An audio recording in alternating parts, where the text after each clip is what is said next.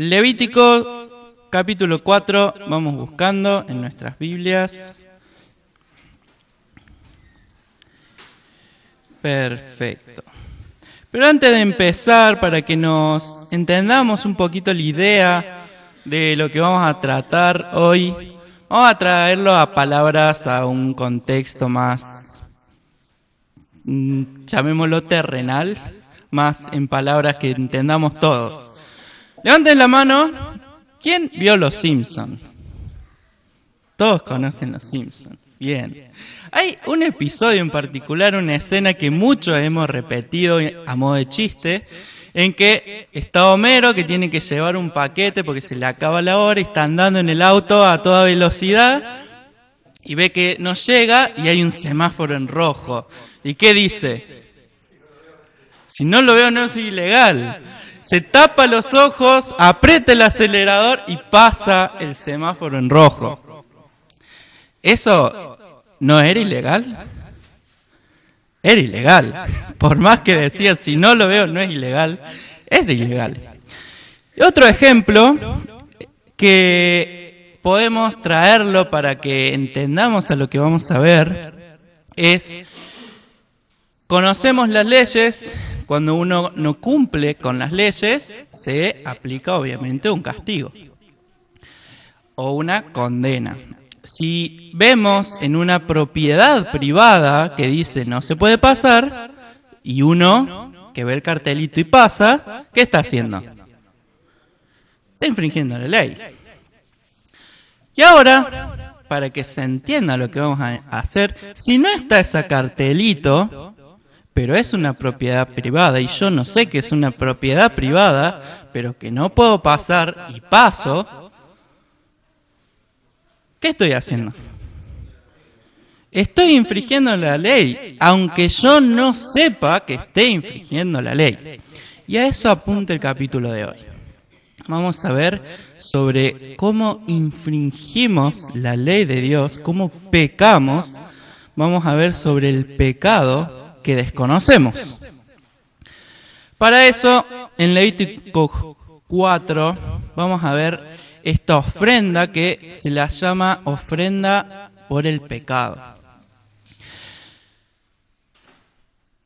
Para que tomemos en cuenta, así se entiende bien, voy a dividir la prédica en tres. Primero va a ser el pecado, va a ser la ofrenda, como era en el contexto de Israel, en los tiempos de Israel, cuando se fue dada la ley. Después, cómo se cumple en Cristo, y atentos a eso porque voy a ir repitiéndolo, voy a ir marcándolo, porque es muy importante, porque todas estas ofrendas que venimos estudiando apuntan a Cristo. Entonces lo voy a remarcar y después la segunda sección es el cumplimiento en Cristo. Y por último, una aplicación para la actualidad, para nosotros como iglesia. Entonces, vamos a orar antes de empezar. Dios, te damos muchas gracias por este día, te damos gracias por este momento que podemos tener, alabándote, cantándote, dándote la gloria, Dios. También te damos gracias porque pudimos tener este tiempo de Santa Cena con hermanos, recordando tu obra, Dios. Y ahora vamos a seguir recordando tu obra, volviendo a ver tus planes, volviendo a ver toda tu obra que se cumple en Jesús, Dios. Te damos gracias por este tiempo y que sea un momento donde podamos salir bendecidos, donde vos te lleves toda la gloria, Dios. Oramos en el nombre de Jesús. Amén. Bien, leemos Levítico 4.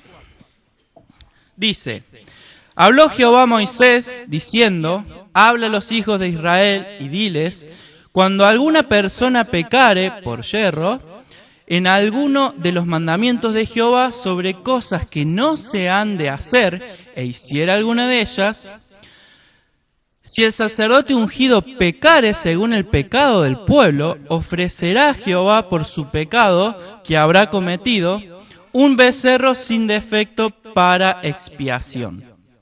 Traerá el becerro a la puerta del tabernáculo de reunión delante de Jehová y pondrá su mano sobre la cabeza del becerro, y lo degollará delante de Jehová. Y el sacerdote ungido tomará de la sangre del becerro, y la traerá al tabernáculo de reunión. Y mojará el sacerdote su dedo en la sangre, y rociará de aquella sangre 7 veces delante de Jehová hacia el velo del santuario. Y el sacerdote pondrá de esa sangre sobre los cuernos del altar del incienso aromático que está en el tabernáculo de reunión delante de Jehová.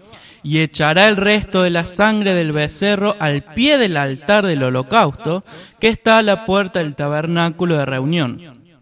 Y tomará del becerro para la expiación toda su grosura, la que cubre los intestinos y la que está sobre las entrañas, los 2 riñones, la grosura que está sobre ellos y la que está sobre los ijares, y con los riñones quitará la grosura de sobre el hígado, de la manera que se quita del buey del sacrificio de paz, y el sacerdote le hará arder sobre el altar del holocausto, y la piel del becerro y toda su carne, con su cabeza, sus piernas, sus intestinos y su estiércol, en fin, todo el becerro sacará fuera del campamento a un lugar limpio, donde se echan las cenizas, y lo quemará al fuego sobre la leña, en donde se echan las cenizas será quemado. Si toda la congregación de Israel hubiere errado, y el yerro estuviere oculto a los ojos del pueblo, y hubieren hecho algo contra alguno de los mandamientos de Jehová, en cosa que no se han de hacer, y fueren culpables, luego que llegue de ser conocido el pecado que cometieren, la congregación ofrecerá un becerro por expiación. Y lo traerán delante del tabernáculo de reunión, y los ancianos de la congregación pondrán sus manos sobre la cabeza del becerro delante de Jehová, y en presencia de Jehová degollarán aquel becerro. Y el sacerdote ungido meterá de la sangre del becerro en el tabernáculo de reunión, y mojará el sacerdote su dedo en la misma sangre, y rociará 7 veces delante de Jehová hacia el velo. Y de aquella sangre pondrán sobre los cuernos del altar que está delante de Jehová en el tabernáculo de reunión. Y derramará el resto de la sangre al pie del altar del holocausto que está a la puerta del tabernáculo de reunión. Y le quitará toda la grosura y le hará arder sobre el altar. Y hará de aquel becerro como hizo con el becerro de la expiación. Lo mismo hará de él. Así hará el sacerdote expiación por ellos, y obtendrán perdón. Y sacará el becerro fuera del campamento, y lo quemará como quemó el primer becerro. Expiación es para la congregación. Cuando pecare un jefe e hiciere por yerro algo contra alguno de todos los mandamientos de Jehová, su Dios, sobre cosas que no se han de hacer, y pecare, luego que conociere su pecado que cometió, presentará por su ofrenda un macho cabrío sin defecto, y pondrá su mano sobre la cabeza del macho cabrío, y lo degollará en el lugar donde se degüella el holocausto, delante de Jehová. Es expiación. Y con su dedo el sacerdote tomará de la sangre de la expiación y la pondrá sobre los cuernos del altar del holocausto, y derramará el resto de la sangre al pie del altar del holocausto. Y quemará toda su grosura sobre el altar, como la grosura del sacrificio de paz. Así el sacerdote hará por él la expiación de su pecado, y tendrá perdón. Si alguna persona del pueblo pecare por yerro, haciendo algo contra alguno de los mandamientos de Jehová, en cosa que no se han de hacer, y delinquiere, luego que conociere su pecado que cometió, traerá por su ofrenda una cabra sin defecto, por su pecado que cometió. Y pondrá su mano sobre la cabeza de la ofrenda de la expiación y la degollará en el lugar del holocausto. Luego en su dedo el sacerdote tomará la sangre y la pondrá sobre los cuernos del altar del holocausto, y derramará el resto de la sangre al pie del altar. Y le quitará toda su grosura, de la manera que fue quitada la grosura del sacrificio de paz, y el sacerdote le hará arder sobre el altar en olor grato a Jehová. Así hará el sacerdote expiación por él, y será perdonado. Y si por su ofrenda por el pecado trajere cordero, hembra sin defecto traerá. Y pondrá su mano sobre la cabeza de la ofrenda de expiación, y la degollará por expiación en el lugar donde se degüella el holocausto. Después con su dedo el sacerdote tomará de la sangre de la expiación y la pondrá sobre los cuernos del altar del holocausto, y derramará el resto de la sangre al pie del altar. Y le quitará toda su grosura, como fue quitada la grosura del sacrificio de paz. Y el sacerdote le hará arder en el altar sobre la ofrenda encendida a Jehová. Y le hará el sacerdote expiación de su pecado que habrá cometido, y será perdonado. Bien. Primero que nada, vamos a dividirlo, vamos a ir por parte, tenemos varias partes. Lo dividimos en 5, vamos a dividir en 5. En primer lugar, pecado por yerro. Vemos esto en el versículo 1 y 2. En segundo lugar, los pecados de los sacerdotes. Esto lo vemos en el versículo 3 al 12. En tercer lugar, los pecados de la congregación. Versículos del 13 al 21. En cuarto lugar, los pecados del jefe. Versículos 22 al 26. Y en quinto lugar, pecados de las personas del pueblo. Versículos 27 al 35. Entonces, primero, antes de adentrarnos, aclaremos un par de términos. Vamos, versículo 1 y 2. Di a los israelitas, si alguien peca inadvertidamente en cualquiera de las cosas que el Señor ha mandado, que no se hagan, y hace alguna de ellas. Tenemos primero pecado. En la Biblia, la palabra pecado, hay varias maneras de definir qué es pecado. Primero, pecado es una ofensa contra Dios. La persona puede pecar contra el prójimo, pero la primera y mayor ofensa es contra Dios. Segundo, el pecado es desobediencia. Para desobedecer es posible solamente cuando hay conocimiento de la ley y de su transgresión. Entonces hay diferentes grados de culpa en la desobediencia y Dios considera todo. Tercero, pecar es fallar en alcanzar el objetivo de la perfección en Cristo. Uno puede querer, un ejemplo que encontré es cuando alguien quiere con una flecha tirar y dar en el blanco, pero si no se prepara, si no lo prepara con fuerza, no va a llegar al blanco. Y el no llegar a ser como Cristo, el fallar, es pecado. Y cuarto, y acá es donde se entiende más lo que vemos hoy, pecado es desviación de un patrón definido. Es una transgresión de la ley de Dios. No importa si la desviación es accidental o intencional. Entonces, acá vemos que el pecado es la desviación de lo que Dios estableció. No cumplir con lo que Dios estableció. Sea accidentalmente o intencionalmente. Vemos que dice inadvertidamente. ¿Qué es la inadvertencia? ¿Qué significa pecar por inadvertencia? O mejor dicho, ¿qué significa la palabra inadvertencia? Inadvertido, es decir, que no sabía. O sea, no sabía que era pecado, era ignorante del pecado. Pero, volviendo al contexto en el que estamos, ¿cómo podía una persona ser ignorante de un pecado si Dios había revelado los 10 mandamientos? Si Moisés había traído las tablas con la piedra escrita con el dedo de Dios, entonces, ¿cómo es posible que nos encontremos con esto?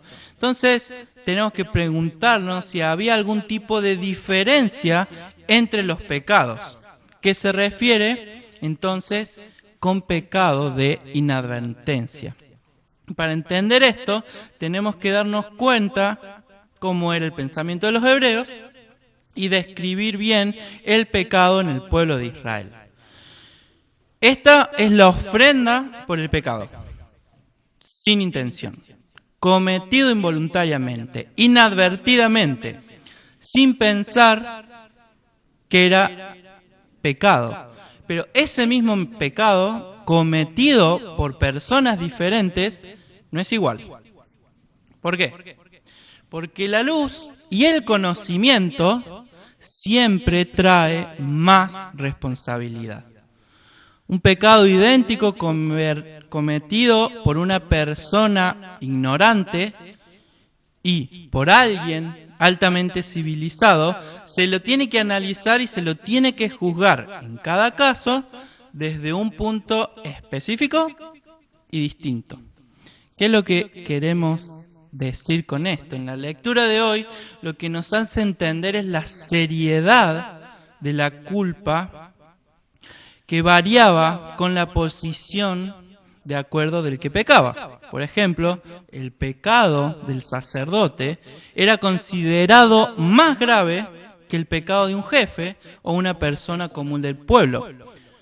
Como representante del pueblo ante Dios, el pecado del sacerdote imputaba culpa a todo el pueblo. Entonces, acá vemos cómo inclusive el pecado de Yerro revela una verdad fundamental de que el hombre es pecador por naturaleza. Está en nuestra naturaleza pecar, hacemos lo contrario a lo que Dios nos dice, hacemos lo contrario a lo que le agrada a Dios, inclusive cuando no nos damos cuenta. Sin darnos cuenta, vamos en contra de Dios. Pero esta ofrenda, que es la ofrenda del pecado, es la que producía una convicción profunda del pecado. Entendía, lo llevaba a uno, y nos debe llevar a nosotros a entender, de que uno es pecador, del pecado que uno tiene. Nos debe llevar a analizarnos y, como dice, a tener una convicción profunda del pecado. En la Biblia tenemos un claro ejemplo de esto, que era un gran estudioso de la ley, una persona que se la tenía muy clara, una persona que se había preparado con los mejores y que igualmente pecó en ignorancia. Y este es Pablo, exactamente. Pablo explica la razón por qué él era el primero de los pecadores y la razón de por qué obtuvo misericordia. Él era blasfemo, era perseguidor, era injuriador, pero tuvo clemencia, porque había pecado por ignorancia en su incredulidad. Vemos en 1 Timoteo que dice: la gracia de nuestro Señor fue más abundante con la fe y el amor que es en Cristo Jesús, palabra fiel y digna de ser recibida por todos, que Cristo Jesús vino al mundo para salvar a los pecadores, de los cuales yo soy primero. Entonces acá vemos el ejemplo de Pablo de que a pesar de que él era un gran estudioso de la ley, que se la tenía muy clara, estaba pecando. Él no sabía de que estaba yendo contra Dios. Él no sabía que estaba persiguiendo a Jesús, pero estaba pecando. Y por eso dice, yo soy el primero. Él entendía el pecado que tenía, entendió después. O sea que Dios le trajo convicción de ese pecado. Seguimos. Los pecados del sacerdote. Leemos los versículos del 3 al 12. Dice: si el sacerdote ungido pecare según el pecado del pueblo, ofrecerá a Jehová, por su pecado que habrá cometido, un becerro sin defecto para expiación. Traerá el becerro a la puerta del tabernáculo de reunión delante de Jehová, y pondrá su mano sobre la cabeza del becerro, y lo degollará delante de Jehová. Y el sacerdote ungido tomará de la sangre del becerro, y la traerá al tabernáculo de reunión, y mojará el sacerdote su dedo en la sangre, y rociará de aquella sangre 7 veces delante de Jehová, hacia el velo del santuario. Y el sacerdote pondrá de su sangre sobre los cuernos del altar del incienso aromático que está en el tabernáculo de reunión delante de Jehová, y traerá el resto de la sangre del becerro al pie del altar del holocausto, que está a la puerta del tabernáculo de reunión, y tomará del becerro para la expiación toda su grosura, la que cubre los intestinos y la que está sobre las entrañas, los 2 riñones, la grosura que está sobre ellos y la que está sobre los ijares, y con los riñones quitará la grosura de sobre el hígado, de la manera que se quita el buey del sacrificio de paz, y el sacerdote le hará arder sobre el altar del holocausto. Y la piel del becerro y toda su carne con su cabeza, sus piernas, sus intestinos y su estiércol, en fin, todo el becerro sacará fuera del campamento a un lugar limpio donde se echan las cenizas, y lo quemará al fuego sobre la leña. En donde se echan las cenizas será quemado. Entonces, el pecado del sacerdote se considera primero porque el sacerdote era un dirigente, era el representante del pueblo, así que si él era malo, entonces el pueblo también sería malo. Su pecado era el pecado del pueblo. Entonces el sacerdote tenía que traer como una ofrenda, como vemos, era un becerro. Y el becerro era el animal más apreciado, era como el más caro. Por eso tenía como más valor. Y lo que pasaba era que la posición de quien pecaba determinaba el tipo de animal que se ofrecía para el sacrificio por el pecado. Aclaremos, su pecado no era diferente al de los demás, sino que su responsabilidad era más grande.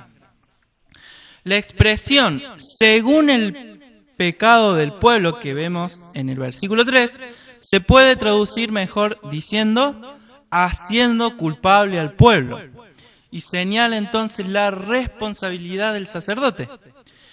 Era un ser humano sujeto a las mismas tentaciones de los demás, pero acá vemos una diferencia, la primera diferencia y cumplimiento en Cristo.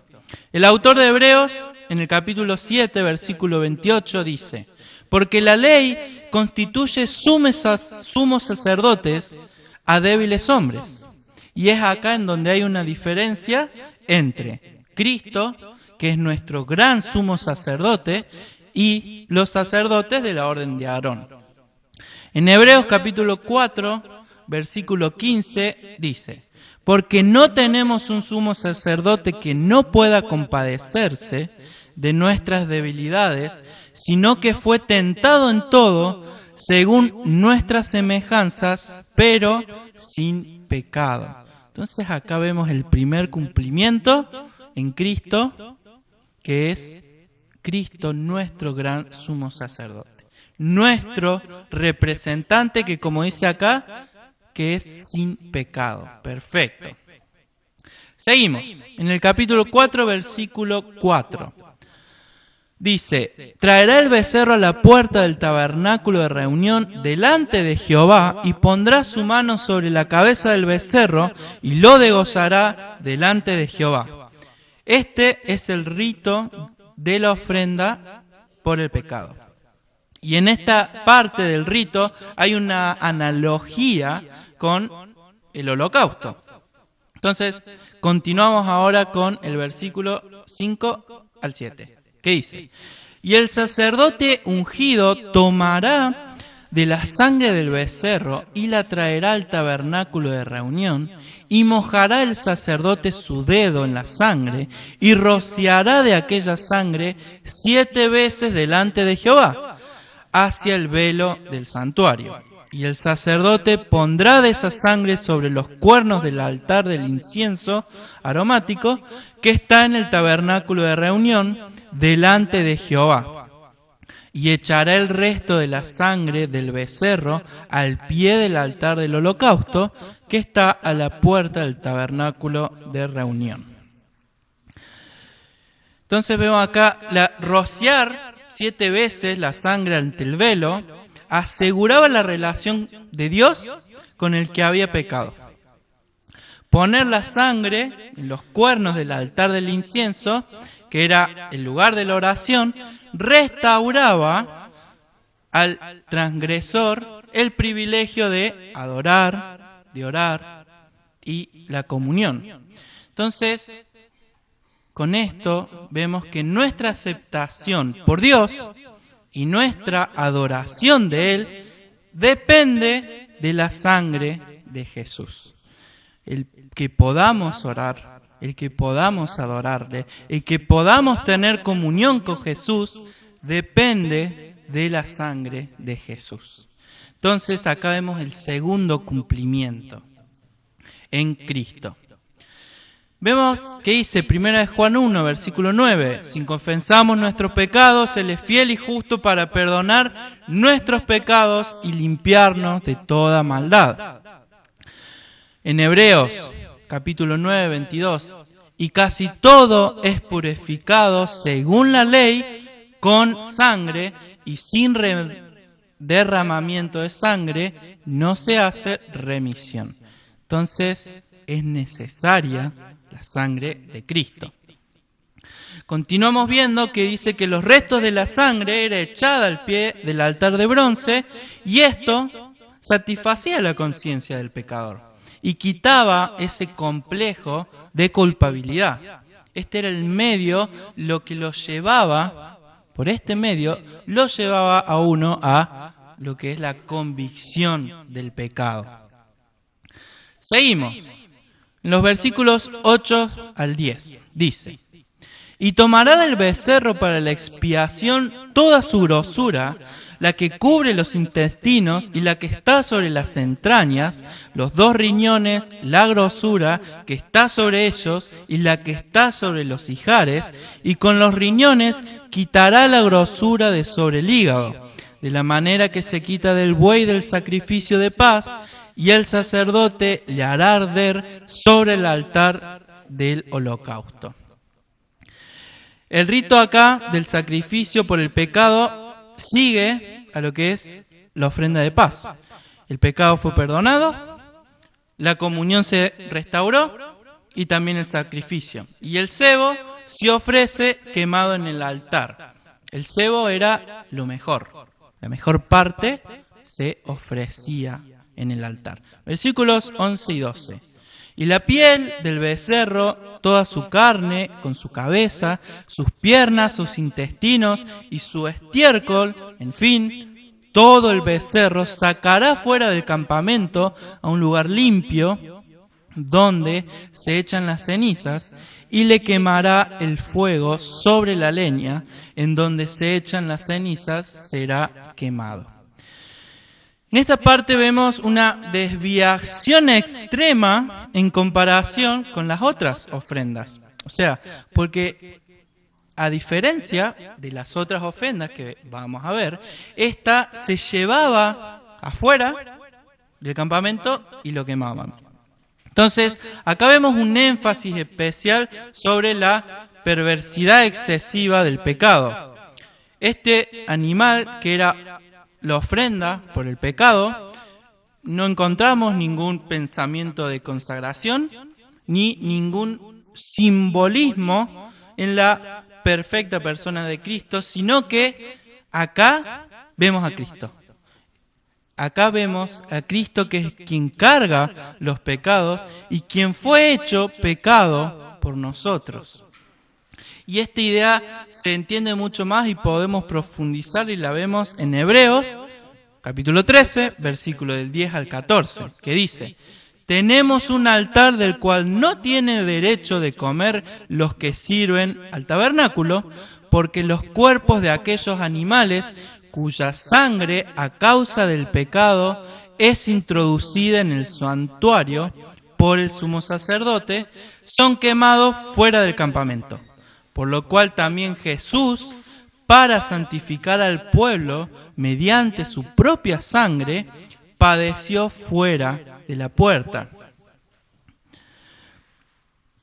Salgamos pues a él fuera del campamento, llevando su vituperio, porque no tenemos aquí ciudad permanente, sino que buscamos la porvenir. Entonces acá vemos una analogía para que se puedan identificar los creyentes con Cristo en cuanto a su rechazo por los judíos. O sea, los cuerpos de los animales vemos que eran ofrecidos, no eran comidos, sino quemados, y fuera del campamento. Y Jesús, quien fue el sacrificio expiatorio supremo, crucificado, de forma similar fue afuera de las puertas de Jerusalén. Entonces acá vemos el tercer cumplimiento en Jesús, en Cristo. Vemos como Él también fue este sacrificio entregado, quemado, dado fuera de las puertas. Vemos que Jesús es el sacrificio expiatorio supremo. Vamos a continuar ahora con los pecados de la congregación. Y leemos los versículos 13 y 14. Si toda la congregación de Israel hubiera errado y el yerro estuviera oculto a los ojos del pueblo, y hubieran hecho algo contra alguno de los mandamientos de Jehová, en cosas que no se han de hacer, y fueren culpables, luego que llegue a ser conocido el pecado que cometieren, la congregación ofrecerá un becerro por expiación, y lo traerán delante del tabernáculo de reunión. Entonces, el animal que se ofrecía por toda la congregación era la misma que se requería para el sacerdote, un becerro. Entonces, como habíamos dicho, era el animal más apreciado. Pero ¿por qué entonces en este caso es el mismo? Porque, como vemos, el sumo sacerdote simbolizaba a toda la congregación delante de Dios y por tanto el requisito era el mismo. Tenía que ser la misma ofrenda. O sea, como el sumo sacerdote representaba a la congregación tenía que hacer lo mismo. Versículos 15 al 21. Y los ancianos de la congregación pondrán sus manos sobre la cabeza del becerro delante de Jehová, y en presencia de Jehová degollarán aquel becerro. Y el sacerdote ungido meterá de la sangre del becerro en el tabernáculo de reunión, y mojará el sacerdote su dedo en la misma sangre, y rociará 7 veces delante de Jehová hacia el velo. Y de aquella sangre pondrá sobre los cuernos del altar que está delante de Jehová en el tabernáculo de reunión. Y derramará el resto de la sangre al pie del altar del holocausto que está a la puerta del tabernáculo de reunión.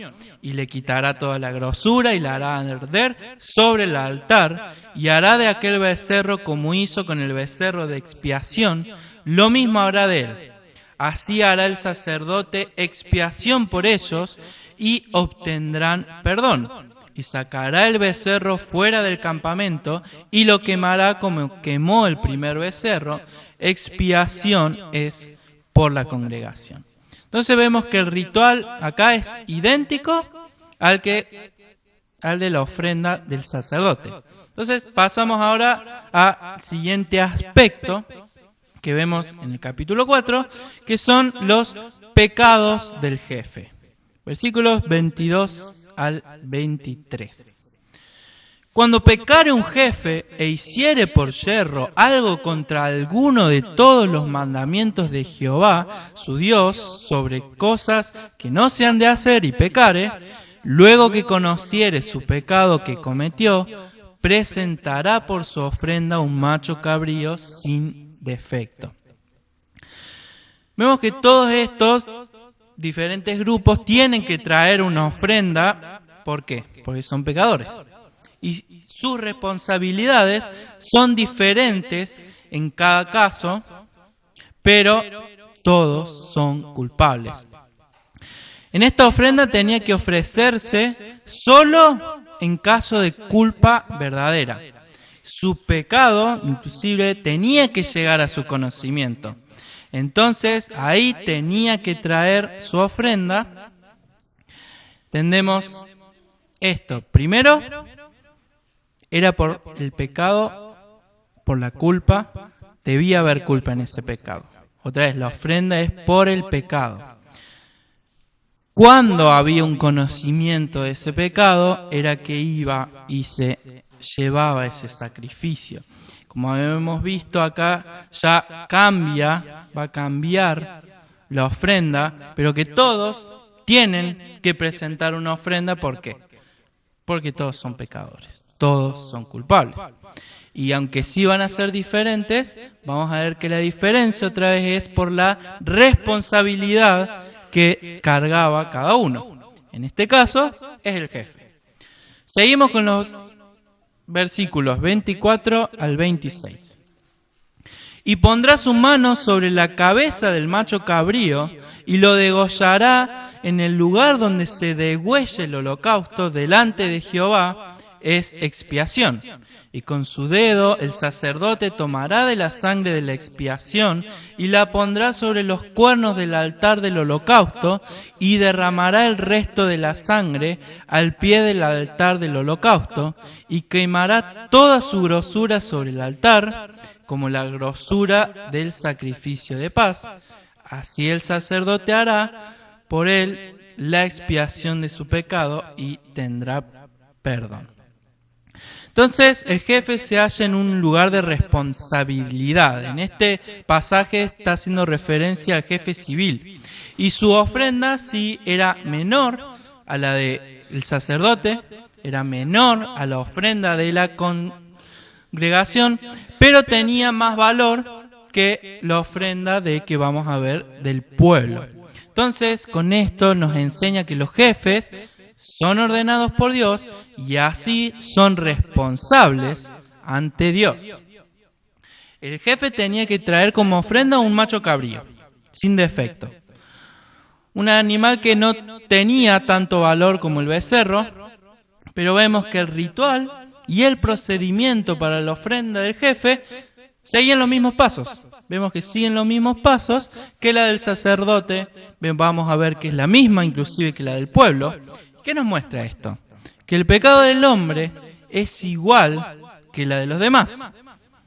Entonces el ritual lo que nos mostraba era que el pecado era exactamente el mismo. Pero el valor del animal que debía sacrificar indicaba solamente el grado de responsabilidad que la persona tenía. Continuamos. Versículo 27 y 28. Si alguna persona del pueblo pecare por yerro, haciendo algo contra alguno de los mandamientos de Jehová, en cosas que no se han de hacer, y delinquiere. Acá lo que está hablando es la persona común y corriente, o sea, decir, era un ciudadano particular.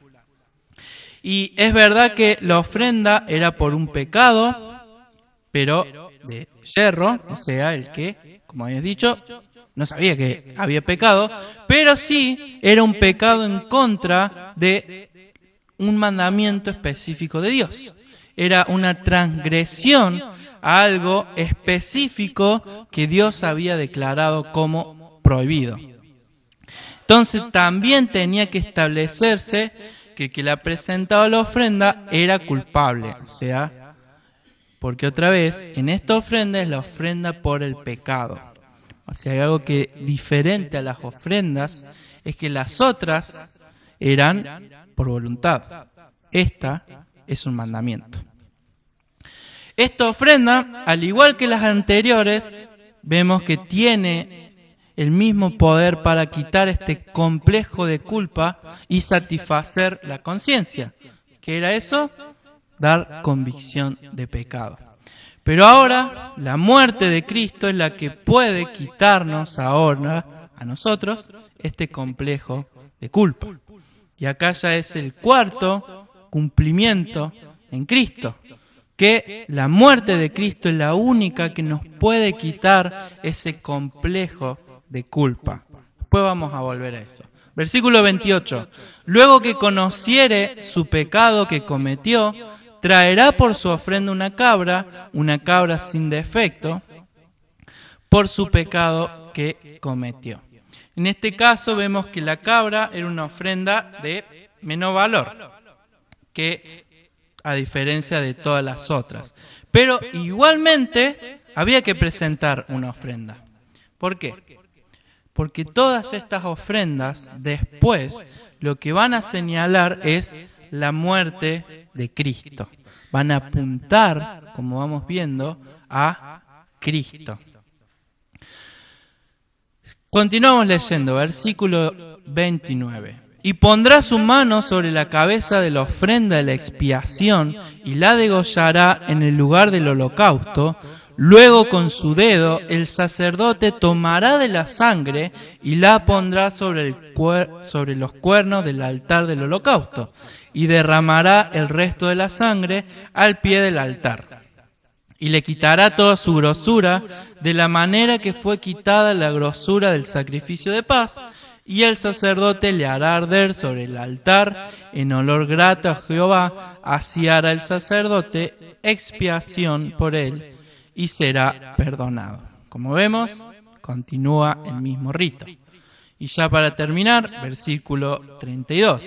Y si por su ofrenda por el pecado trajere cordero, hembra sin defecto traerá, y pondrá su mano sobre la cabeza de la ofrenda de expiación y la degollará por expiación en el lugar donde se degüella el holocausto. Después con su dedo el sacerdote tomará de la sangre de la expiación y la pondrá sobre los cuernos del altar del holocausto y derramará el resto de la sangre al pie del altar.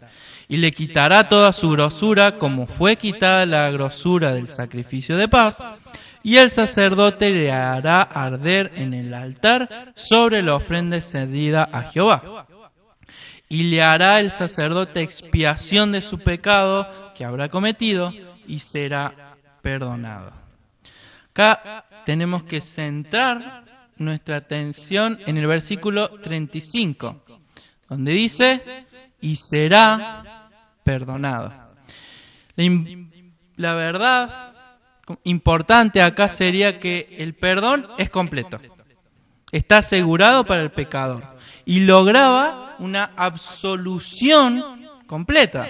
O sea, es exactamente lo que vemos que se efectuó por nosotros cuando Cristo murió. Pablo en Efesios dice, en quien tenemos redención por su sangre, el perdón de pecados según las riquezas de su gracia. Entonces vemos que en esta ofrenda, la ofrenda del pecado, cubría inclusive esos pecados que uno ni siquiera sabía de que estaba pecando. Ni siquiera sabía que era pecado. Entonces vemos ahora nosotros en Cristo, y acá vemos, pasamos al siguiente parte, que es el cumplimiento en Cristo. Primero, como habíamos visto, que tenemos un sumo sacerdote, como dice, tenemos un sumo sacerdote que no pueda compadecerse de nuestras debilidades, sino uno que fue tentado en todo, según nuestras semejanzas, pero sin pecado. Entonces, el primer cumplimiento otra vez en Jesús es que tenemos este sumo sacerdote. representante, persona que intercede por nosotros y lo hace de una manera perfecta, lo hace sin pecado. Segundo, es que nuestra aceptación por Dios, para que Dios nos acepte, y nuestra adoración a Dios dependen de la sangre de Jesús. Sin el derramamiento de la sangre de Jesús, si no somos cubiertos por la sangre de Jesús, no podemos tener acceso a Dios. No podemos tener esta comunión con Dios. No podemos acercarnos a orar, no nos vamos a acercar a adorar. Por eso dependemos de la sangre de Dios. Jesús. Punto 3, tercer cumplimiento. Jesús fue el sacrificio expiatorio supremo, una vez y para siempre. Murió, como vemos, exactamente fuera de Jerusalén, vemos el mismo simbolismo, pero que fue una vez y para siempre y que cubre todos nuestros pecados, los que cometimos, los que cometemos y los que vamos a cometer, inclusive los que ni teníamos idea que cometimos. Cubre con este sacrificio Jesús, cubre ese pecado. Cuarto punto. Solamente la muerte de Cristo es la única que nos puede quitar este complejo de culpa. ¿Qué significa que nos puede quitar este complejo de culpa? ¿Ustedes creen en el sacrificio de Jesús? Hace un ratito compartimos la Santa Cena, tomamos del pan, tomamos del vino. ¿Era un juguito? ¿Qué significaba eso? ¿Qué simbolizaba? Que creemos en la efectividad de la muerte de Jesús. Creemos que lo que hizo en la cruz, que su sacrificio nos libra de todo pecado, nos limpia de todo pecado. O sea que si sentís culpa, no debes sentirla. ¿Por qué? Porque Jesús ya murió. Jesús ya cubrió ese pecado, ya pagó por ese pecado. Ya no sos culpable, porque Jesús intercede. Entonces este complejo de culpa ya podemos quitárnosla, podemos descansar en Cristo. Y punto 5, en Cristo tenemos absolución total. Se me fue. Disculpen. Acá está. En Cristo tenemos absolución total de nuestros pecados. Otra vez, la muerte de Cristo cubre todos los pecados. No es que se le pasó a alguno, no es que si peco mañana ya por ese no, todo. Y otra vez, inclusive por esos pecados que ni siquiera sabíamos que eran pecados. Ahora, aplicación para la iglesia, ya para ir terminando. Primera aplicación. Vemos los pecados por yerro consistían en pecados cometidos por una persona que en el momento de cometerlos no sabían que era pecado. Salmos 19:12 dice: ¿quién podrá entender sus propios errores? Líbrame de los que me son ocultos. Salmo 139, 23, 24 dice: examíname, oh Dios, y conoce mi corazón, pruébame y conoce mis pensamientos, y ve si hay en mí camino de perversidad, y guíame en el camino eterno. Primera aplicación es que necesitamos sincerarnos y entregarnos a Dios. Necesitamos confesar a Dios que somos pecaminosos. Tenemos que analizar nuestro obrar diario, tenemos que ver qué hacemos día a día y confesarnos nuestros pecados.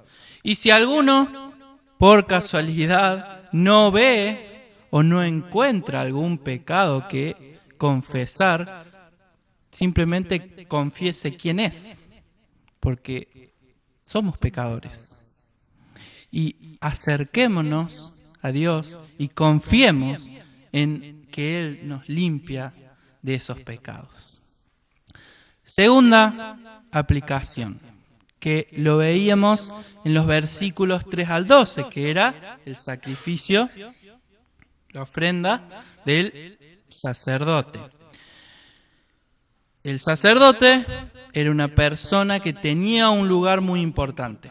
Era una persona que tenía una responsabilidad muy importante. Por eso la ofrenda que tenía era diferente. Esto para traerlo a la actualidad y para una aplicación ahora a nosotros, lo podemos juntar con Santiago 4:17, que dice: y el que sabe hacer lo bueno y no lo hace, le es pecado. También en el capítulo 3, en el versículo 1 dice: hermanos míos, no os hagáis maestros muchos de vosotros, sabiendo que recibiremos mayor condenación. ¿Alguien acá quiere ser predicador? ¿Quieren predicar? ¿Alguien acá quiere ser pastor? ¿Quieren servir en la alabanza? ¿Quieren tener algún servicio en el ministerio? Sepan que van a tener una mayor responsabilidad. En 1 Timoteo 3 vemos lo que son las indicaciones, requisitos para el pastor, inclusive requisitos para los diáconos. Así que si alguien quiere o tiene ese llamado al pastorado o a servir como diácono, tiene que cumplir con esto, que dice: si alguno anhela obispado, buena obra desea, pero es necesario que el obispo sea irreprensible, marido de una sola mujer, sobrio, prudente, decoroso, hospedador, apto para enseñar, no dado al vino, no pendenciero, no codicioso de ganancias deshonestas, sino amable, apacible, no avaro, que gobierne bien su casa, que tenga a sus hijos en sujeción con toda honestidad, pues el que no sabe gobernar su propia casa, ¿cómo cuidará de la casa de la iglesia de Dios? No un neófito, no sea que envaneciéndose caiga en la condenación del diablo. También es necesario que tenga buen testimonio de los de afuera, para que no caiga en descrédito y en lazo del diablo. Yo sé que tenemos el grupo de Timoteos y algunos tienen este deseo o sienten este llamado a ser pastor. No sé si alguien más en la congregación alguna vez ha pensado en esto, pero no cualquiera puede hacerlo. Y se tiene que cumplir esto. Y como vemos, Dios va a pasar cuenta por eso que se hicieron. Como dice, buena obra desea. Es genial que uno desee eso, pero tiene una mayor responsabilidad. Tiene que cumplir con estas cosas. Lo mismo pasa con los diáconos. Dice: los diáconos asimismo deben ser honestos, sin doblez, no dados a mucho vino, no codiciosos de ganancias deshonestas, que guarden el misterio de la fe con limpia conciencia, y estos también sean sometidos a prueba primero, y entonces ejercerán el diaconado, si son irreprensibles. Las mujeres asimismo sean honestas, no calumniadoras, sino sobrias, fieles en todo. Los diáconos sean maridos de una sola mujer y que gobiernen bien sus hijos y sus casas, porque los que ejerzan bien el diaconado ganan para sí un grado honroso y mucha confianza en fe, que es en Cristo Jesús. No vino Fer, no lo tengo a Fer, pero en la semana los que están en el grupo de calendario nos mandó un audio, Fer. Y es el claro ejemplo para este momento. Él me preguntó, dijo, agarrándose de la frase de Spider-Man, dice: un gran poder conlleva una gran responsabilidad. Y él lo cambió un poquito, dice, un gran privilegio, que es el de servir, conlleva una gran responsabilidad. Entonces, si alguien tiene ese deseo de servir, tiene ese deseo de estar acá cantando, tocando un instrumento o inclusive acá parado, vemos que no puede ser una persona que no sea de testimonio. No puede ser una persona que acá diga hacer una cosa y afuera como que uno dice, pero ¿en serio? ¿Vos vas a una iglesia? O si no, ¿por qué? Primero, por el testimonio de uno. Y segundo, por el testimonio a la iglesia. Pues imagínense, ahora que tenemos las redes sociales, de que ven acá a la persona que está sirviendo, ya sea en la alabanza o predicando, y vemos, bueno, mira, como predica, y en las redes sociales vemos ahí con unos memes medio zarpados, medio zafados. Como, ¿cuál va a ser el testimonio que van a dar? Van a decir, mira el que predica, mira cómo anda subiendo esas cosas. No podemos, debe ser de testimonio. Lo mismo con las cosas que subimos, o sea, las imágenes que subimos, o sea, ¿qué es lo que estamos mostrando? O sea, porque, otra vez, no solamente es el testimonio propio, es el de la iglesia. O sea, si queremos predicarles afuera de Jesús, tenemos que ser de testimonio. No podemos mostrar una cosa que no es de testimonio y estar parados acá al frente.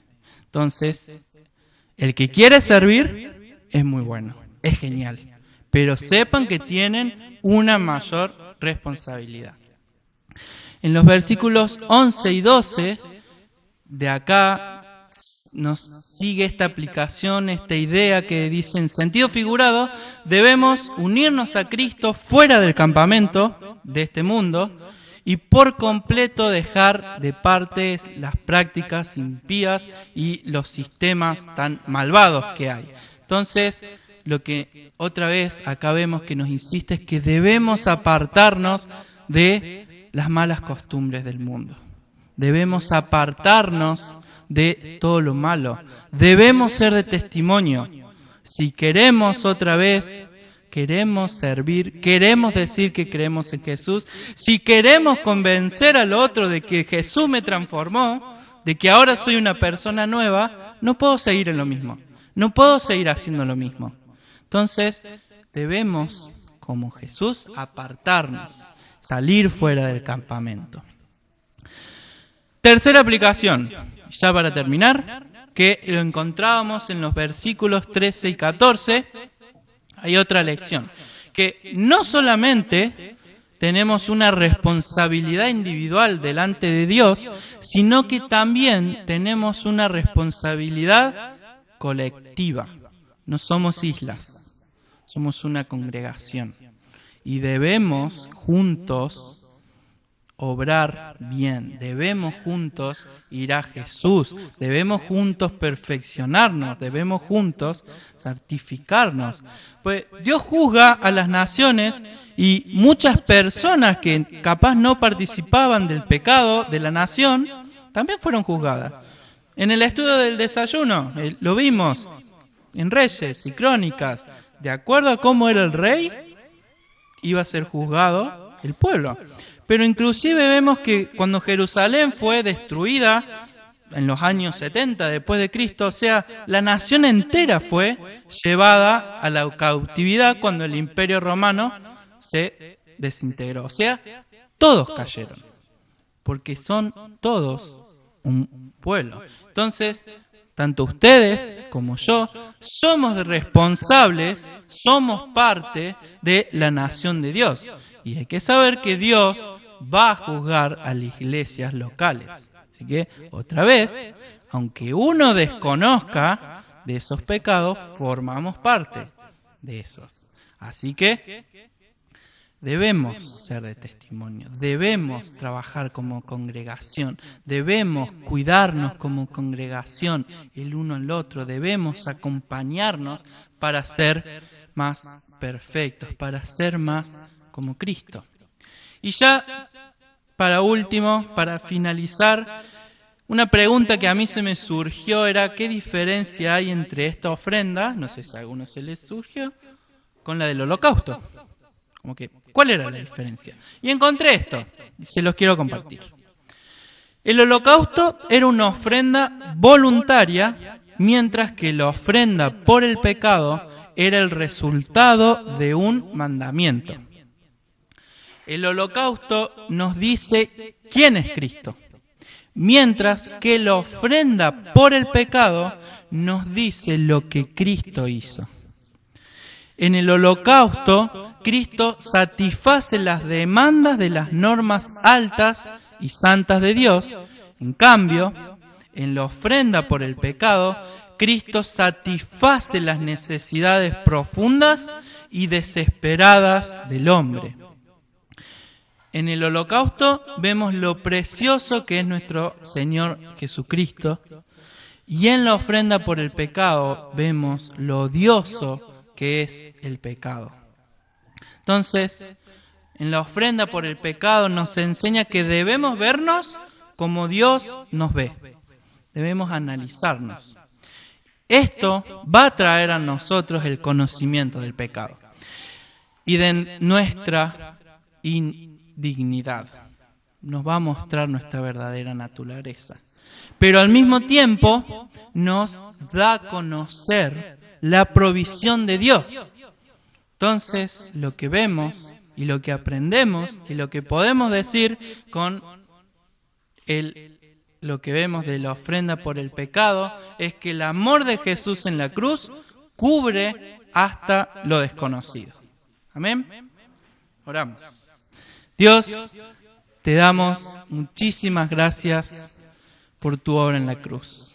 Te damos gracias por Jesús, por tu Hijo, porque murió por nosotros, porque resucitó, porque gracias a Él podemos ahora tener comunión con vos. Si no fuese por Él, por su obra, por su sacrificio, ahora estaríamos yendo directos al infierno, Dios.